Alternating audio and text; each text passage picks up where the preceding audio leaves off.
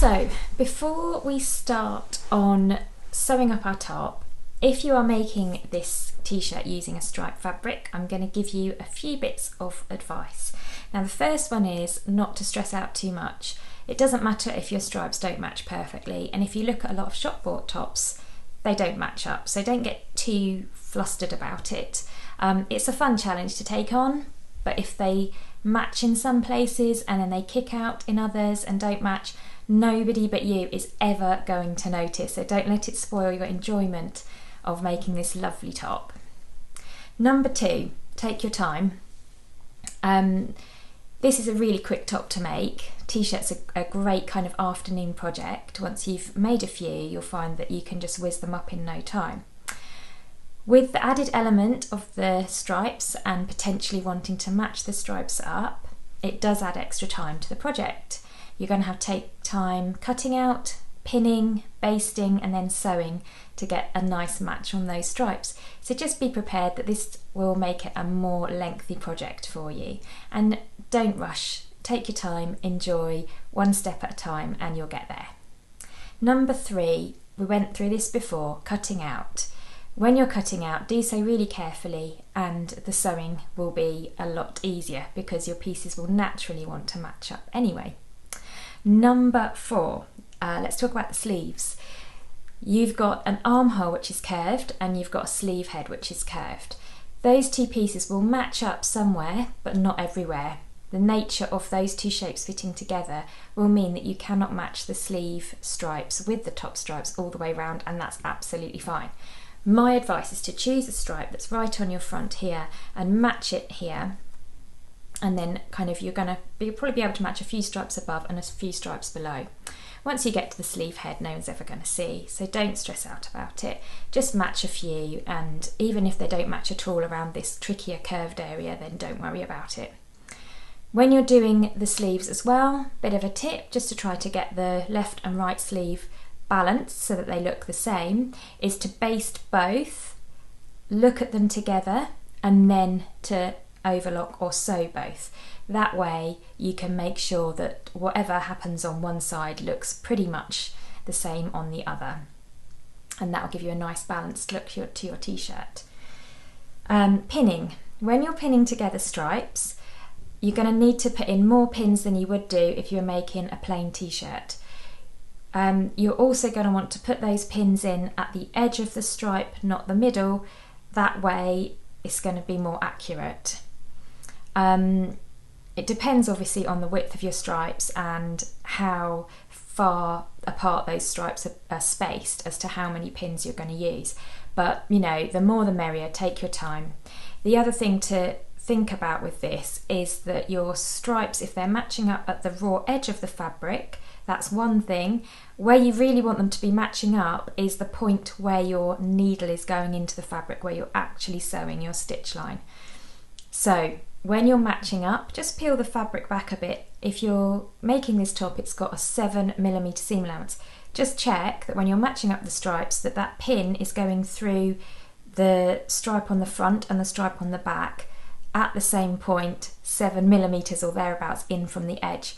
So just because a stripe is matched up on the raw edge, it doesn't necessarily mean that it's going to be matched up at the point where your needle is entering your fabric. So just think about that when you are pinning. Make sure that you're not just matching it at the edge, but you are matching that little bit in as well, and that will help get you a better match if you're a real, extra perfectionist. The next thing is basting. If you simply pin or clip your fabric and then sew it, you're going to face a couple of problems. Maybe if you're more experienced, that will be fine, but if this is the first time you're going to do a striped top, I would definitely suggest basting before you sew. 2 reasons. Number 1, if it goes wrong, it's very easy to unpick. Overlocking or zigzag stitching isn't easy to unpick, so basting will give you a bit of a safety net there.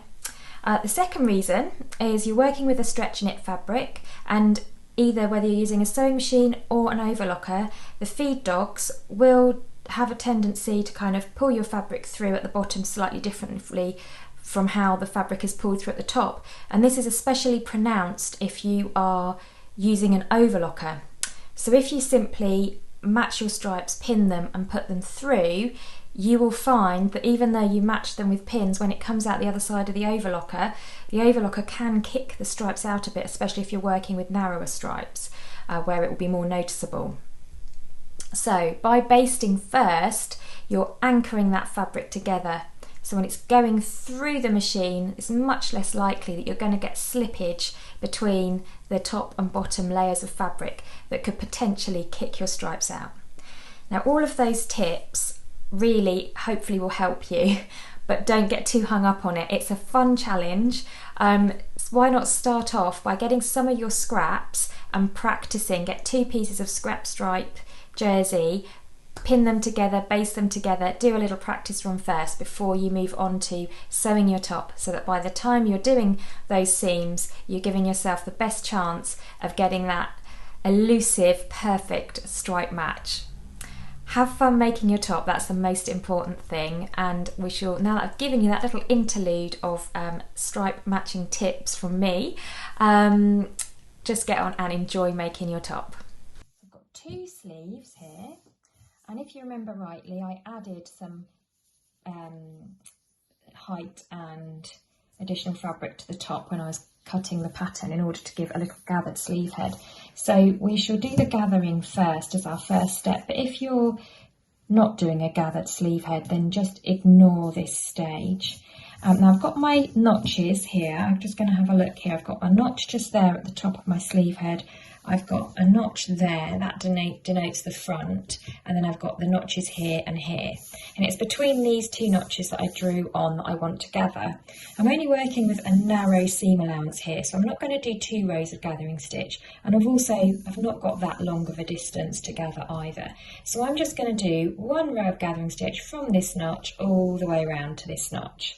I'm going to use my sewing machine for that. I'm going to use a straight stitch, and I'm going to use the longest stitch possible, which is a 5, and I'm just not going to back stitch at the beginning or end. I'm going to start here and sew all the way around that curve and stop, and then I'm going to pull those threads to gather that sleeve head in a little bit. So I'll just start at that first pink notch that I marked. I'm going to increase my stitch length, and off I go. Around, travelling slowly around the top of that curve. It's exciting. I am excited to see how this looks. I've not done a sort of a pattern moderation on one of these videos before, so it's quite exciting. I want to be wearing this top this afternoon. There we go. Pull that out.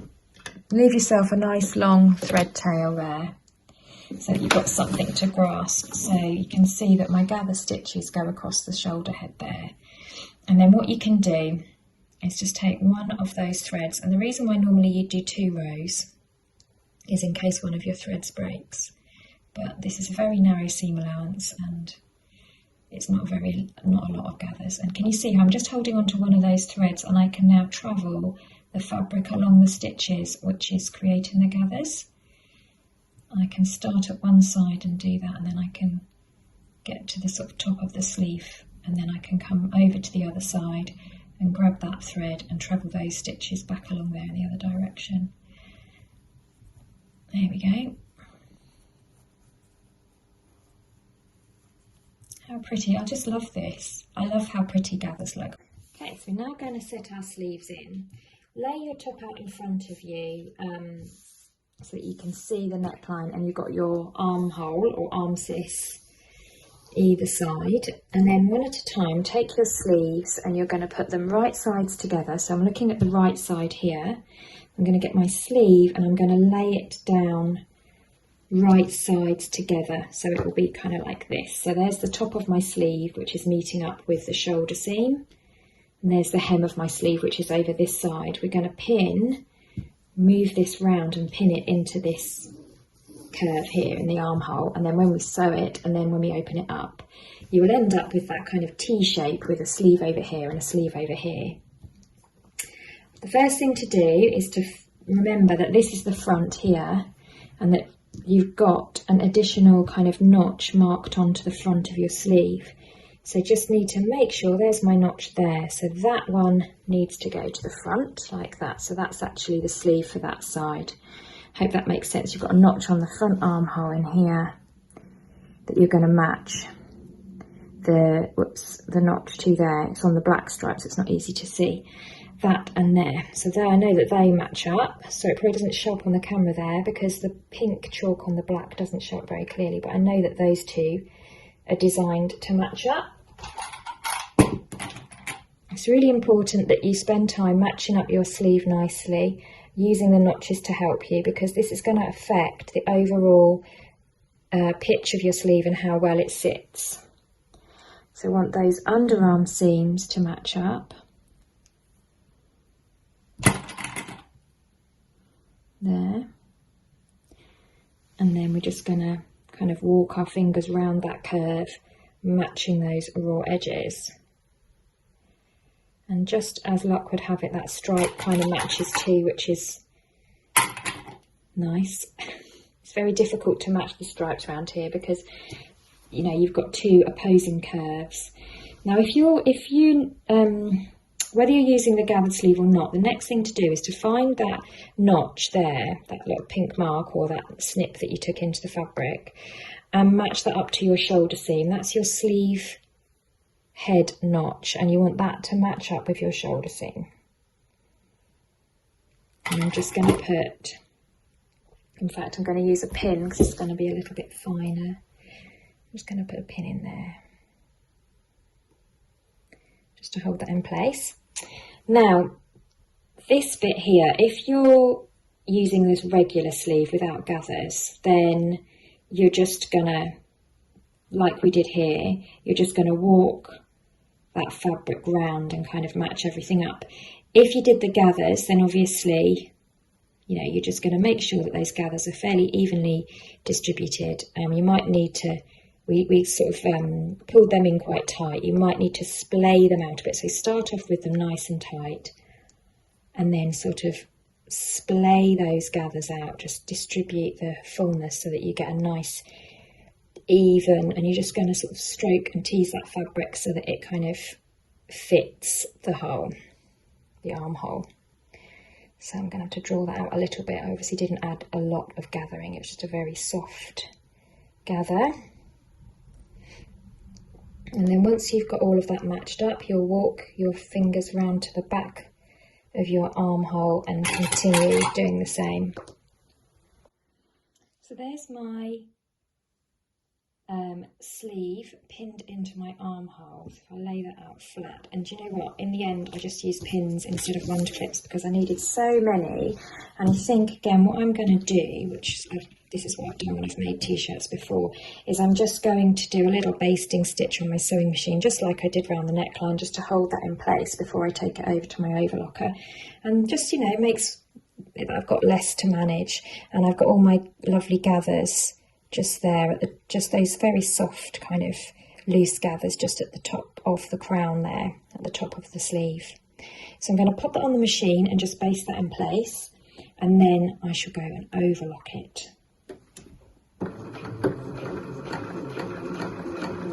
This is just to replace the job that the pins are doing. It means I don't have to put pins anywhere near my overlocker.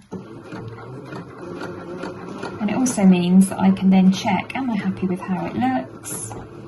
And if I am, then I can just go ahead, and if I'm not, then it's, you know, it's only a basting stitch, it's easy to unpick.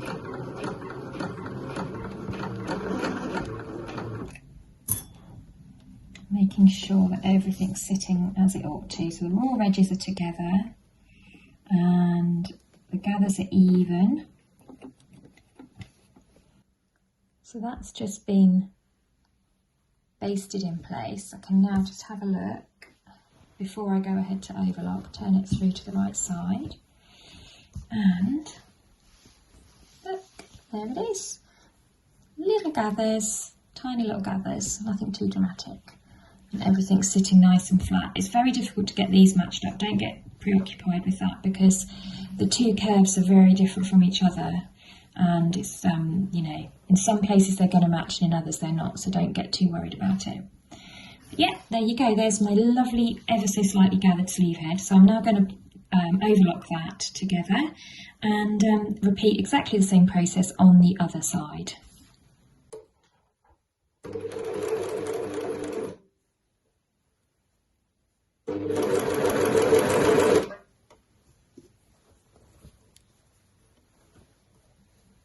Making sure that nothing is caught up under there, and take it really slowly around the top of that sleeve.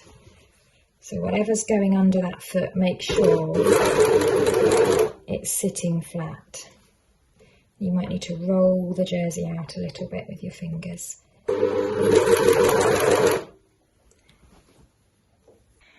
So you should now end up with something that looks like this, a great big sort of cross shape with your back of your bodice, your front of your bodice and your two sleeves. Here's your neck hole here, and then here are your armholes, which now have the sleeves set into them.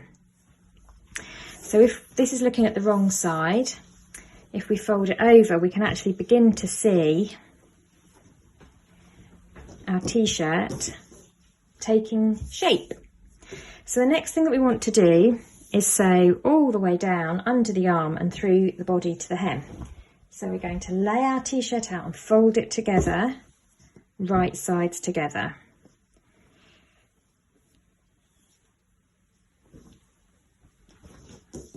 Like so. So you're looking at an inside out t-shirt. Then what we want to do is one side at a time, we're going to pin together through the length of the underarm sleeve to the armpit area and all the way down to the hem. And as we're pinning or clipping, we're just going to match the stripes as you go, because you want, when you sew this together, you want those stripes to match up really nicely. We're going to do this one side at a time, and we are going to use quite a lot of pins. I'm going to start at the underarm here, making sure that this seam is pushed towards the hem of the sleeve. And I'm just going to start by putting my first pin there at the underarm position.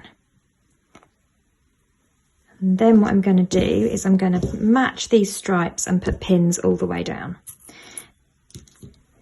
Now when you're pinning and you're matching stripes, I would probably pin maybe once every 3 stripes, and I'm just going to make sure that they match up, and I will pin the bottom edge of the stripe rather than the middle, and just make sure that that is matched up.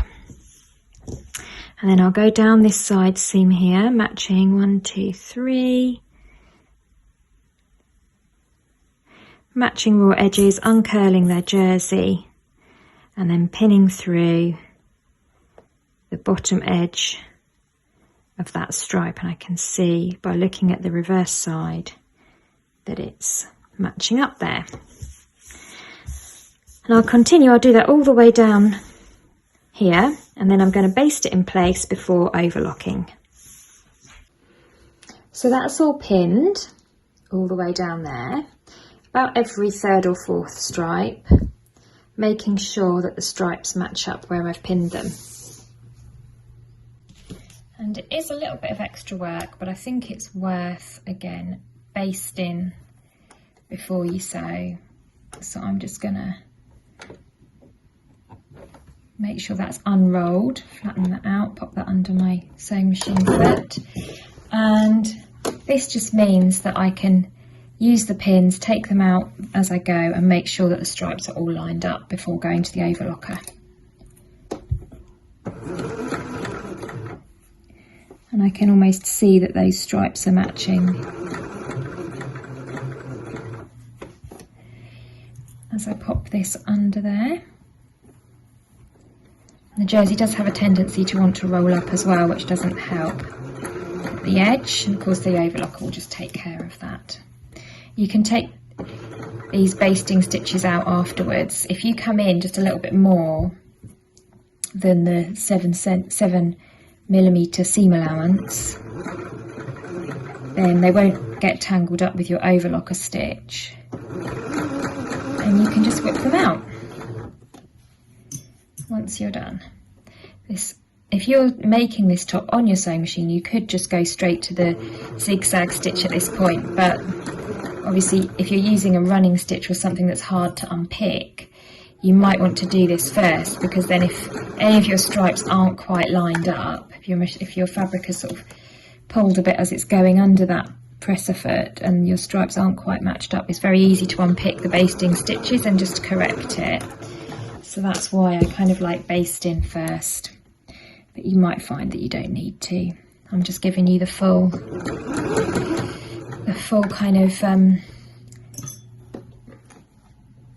tutorial on how to do everything. Let's make sure that that seam allowance there is pushed towards the back at the underarm, so that should be pushed towards the hem of the sleeve, not the hem of the top. As I'm coming round the underarm, I'll just lift my foot and wiggle the fabric round a bit. There we go.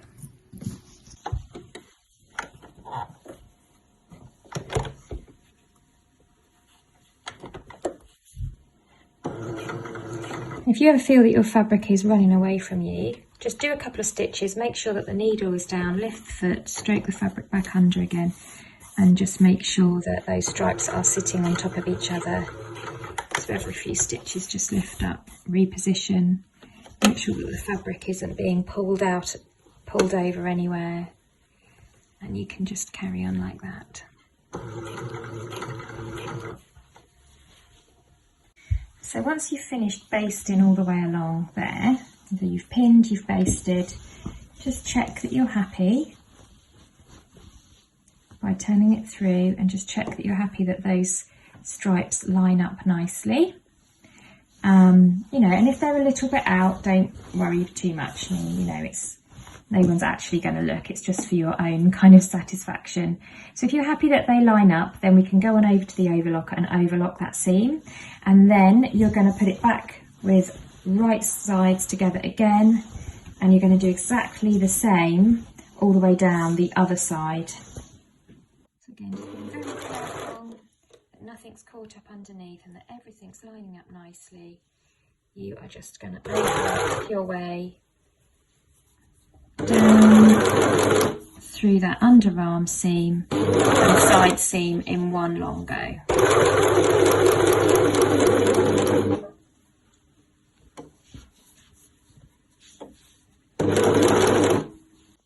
So that's now overlocked all the way down there. So still looking at right sides together, and we're just going to come down and do exactly the same on the other side all the way down there. Follow the same process again.